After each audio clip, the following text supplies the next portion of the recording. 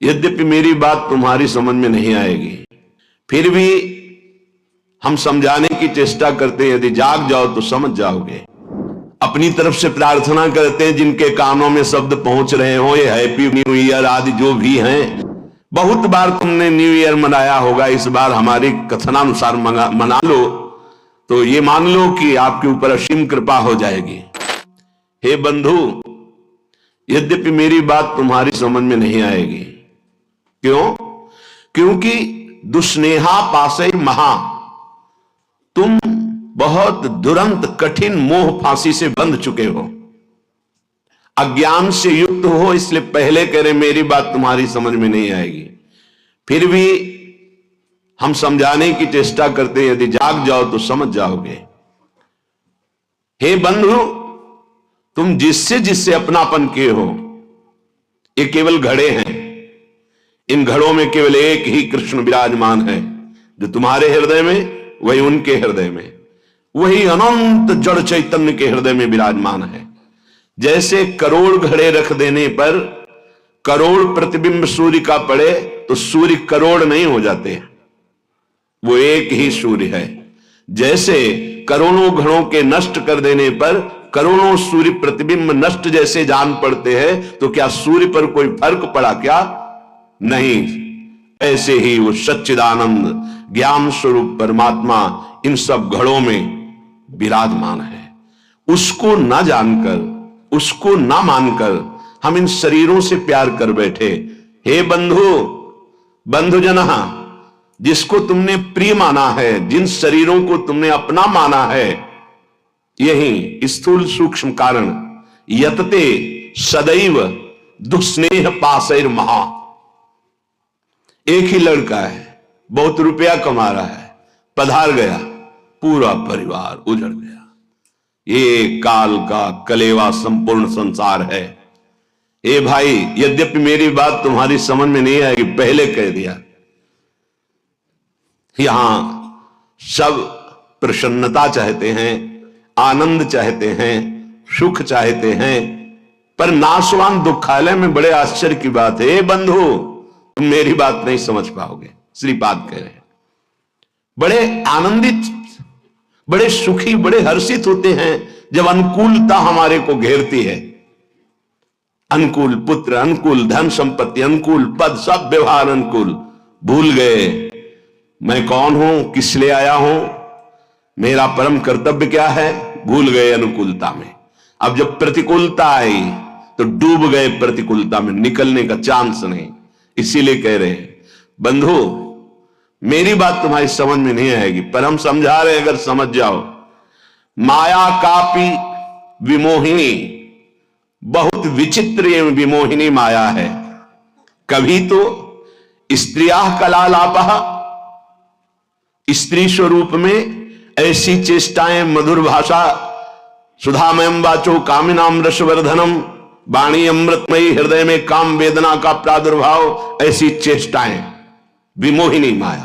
कभी शिशु कलालापः, कभी छोटे बच्चे के रूप में लड़खड़ा के चलना और तोतली बानी में बोलना, मानो प्राणों का अपहरण कर रहा है।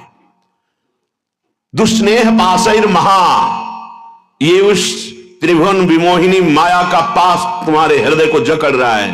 वो तोतली बानी में बोल के पिता पापा गोद में चढ़ा, पूरा हृदय आसक्त हो गया। वो मधुर मुस्कान, सुधामयम वाचो, अमृतमयी वाणी, कटाक्ष भरी चितवन से विनोद भरी वार्ता, पूरा हृदय फंस गया। घोरा अनर्थ, घोर अनर्थ हो गया। क्यों? यहां आए थे जीवन मुक्त होने के लिए, वादा गर्भ से करके आए थे भगवान से कि इस बार मुझे निकाल दो, मैं ऐसा भजन करूंगा, कहीं भी ममता आसक्ति नहीं करूंगा, एकमात्र आपका भजन करके जीवन मुक्त हो जाऊंगा। तो फिर क्या, गृहस्थी में ना रहे? नहीं, आराम से रहिए। तो पत्नी से प्यार न करें, नहीं, बहुत प्यार कीजिए, लेकिन स्वार्थ की गंध रहित होकर उसे परमात्मा स्वरूप जानकर। पुत्र से प्यार ना करें, बहुत करो, गोपाल जी की भावना करो। स्वयं श्री कृष्ण कैसे आंगन में खेल रहे, कैसे तोतली बानी में बोल रहे, भगवत भाव युक्त करो। नहीं तो कह रहे दुस्नेह पासैर महा घोरा अनर्थ, तुम समझ नहीं पाए, ऐसी फांसी में बंध गए, घोर अनर्थ हो जाएगा। एक बार भी राम कृष्ण हरि बोलने का अवसर ये माया नहीं देती। भाग्यशाली हो जो आपको सत्संग सुनने का अवसर मिला, नाम जपने की रुचि बनी और अधर्माचरण त्यागने की चेष्टा हुई। बड़ी कृपा हुई है, संभाल लो अपने आप को।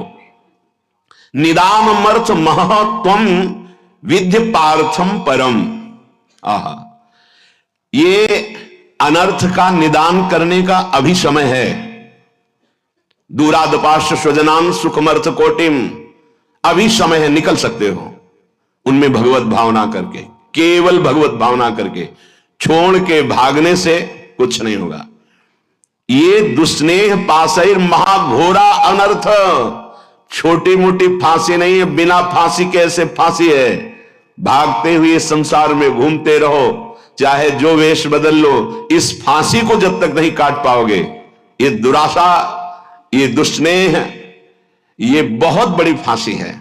विषय चुगा जिन चुगय मन, चुगत कछुक सुख होए, फिर फांसी ऐसी परे। फांसी नहीं दिखाई देती, लगी बहुत जोर की है। परिवार का राग, परिवार की ममता इतनी जोर की है कि हमें लगता है यही सत्य है।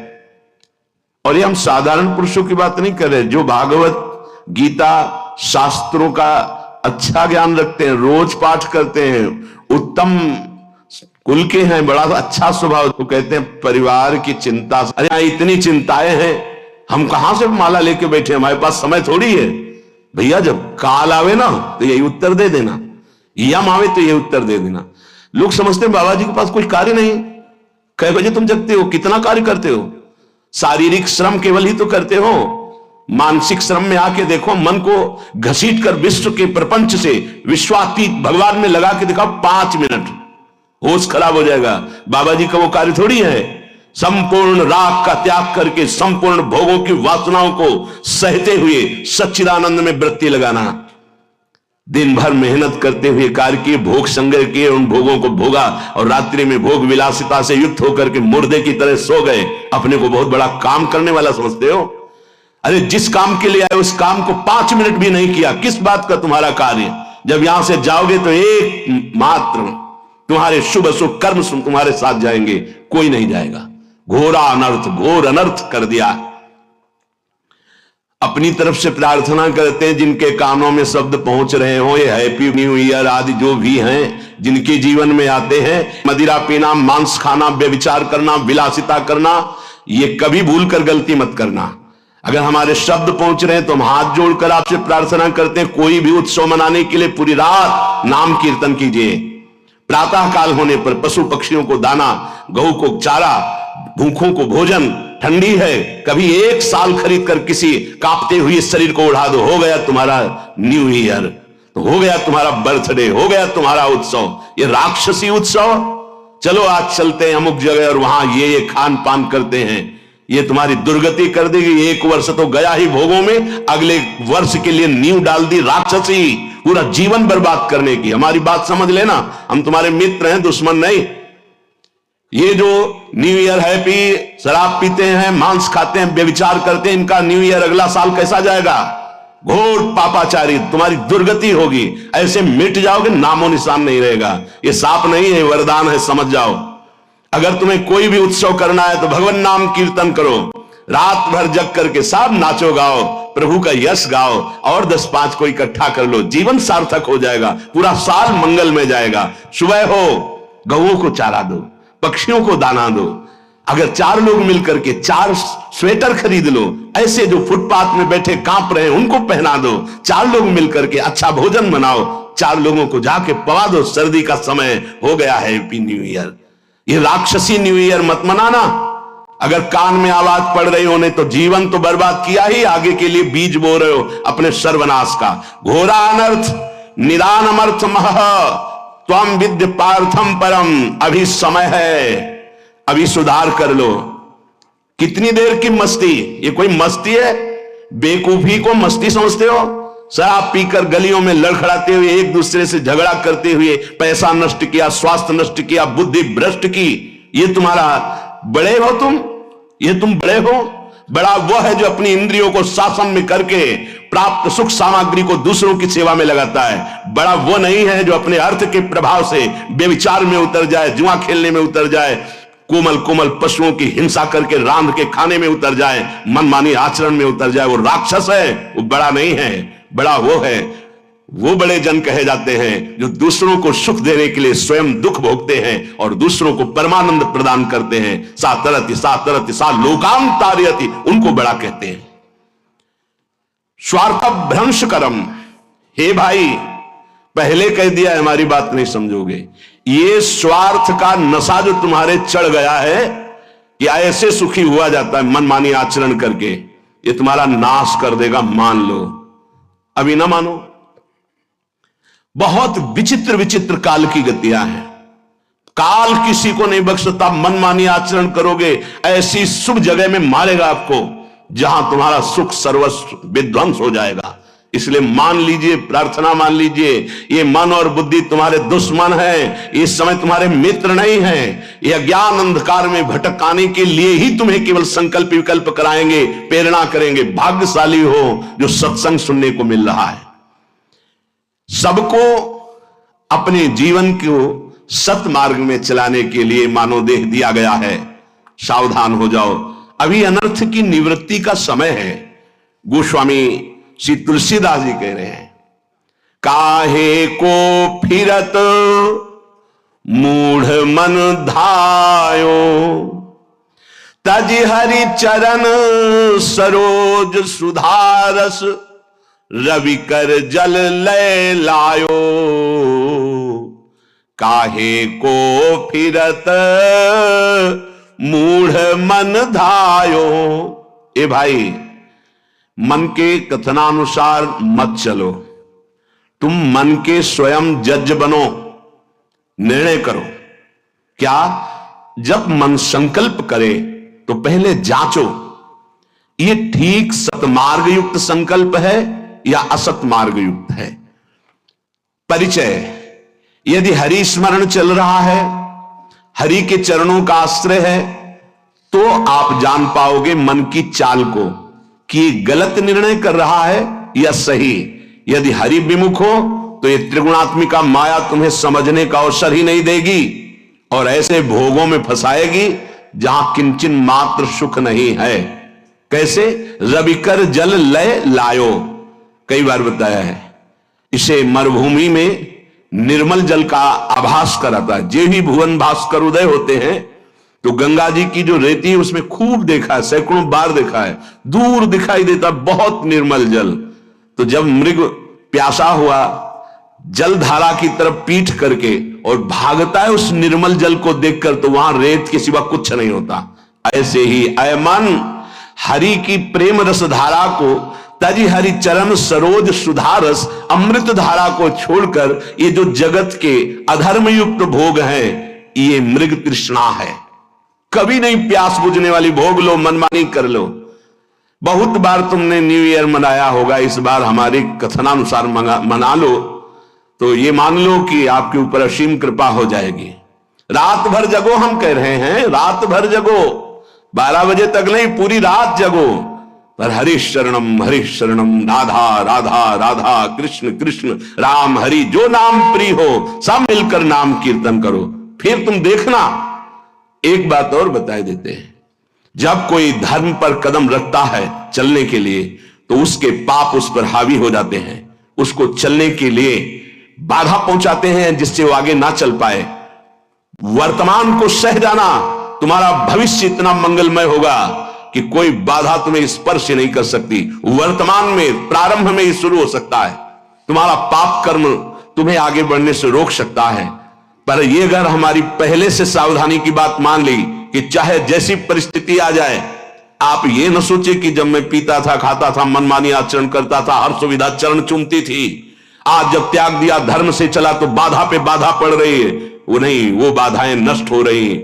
आगे तुम्हारा मार्ग परम सच्चिदानंद प्रकाशमय सुखमय है। भविष्य तुम्हारा बड़ा मंगल होगा और ये जन्म का परम लाभ तुम ले पाओगे।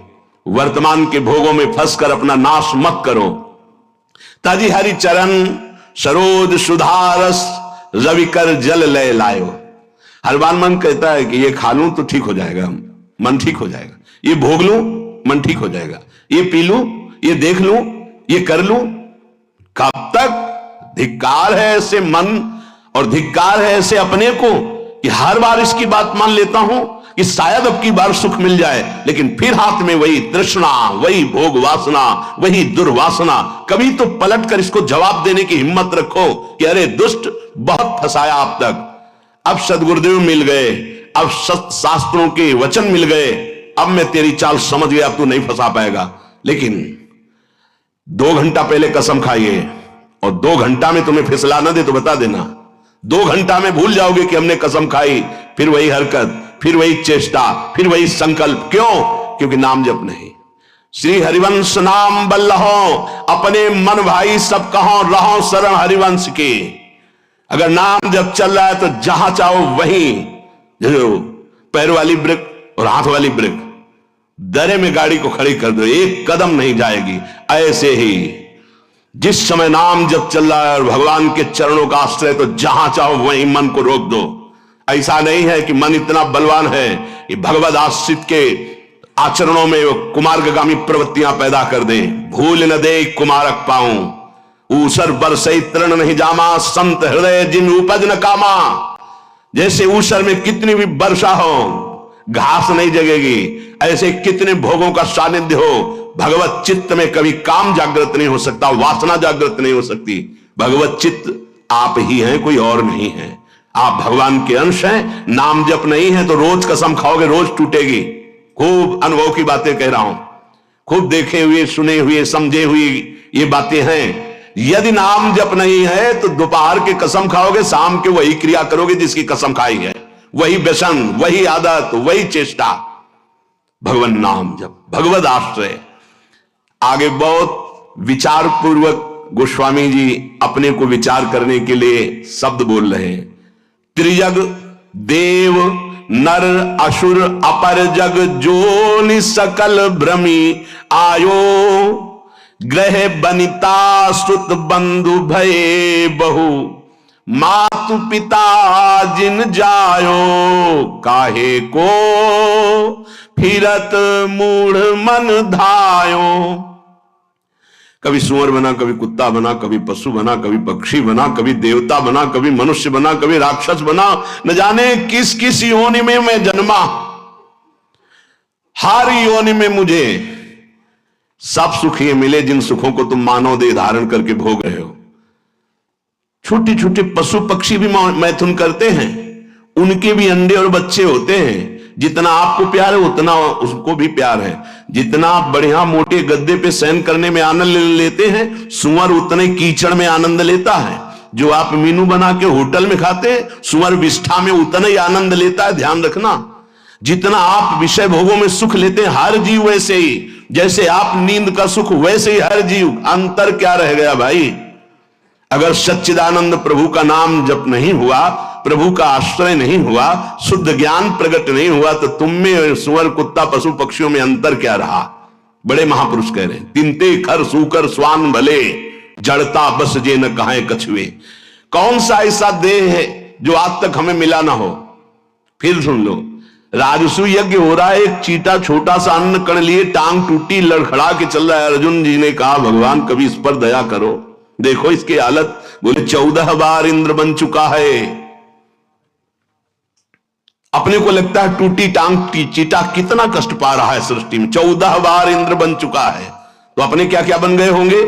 गोस्वामी जी कह रहे, पशु पक्षी सुअर कुत्ता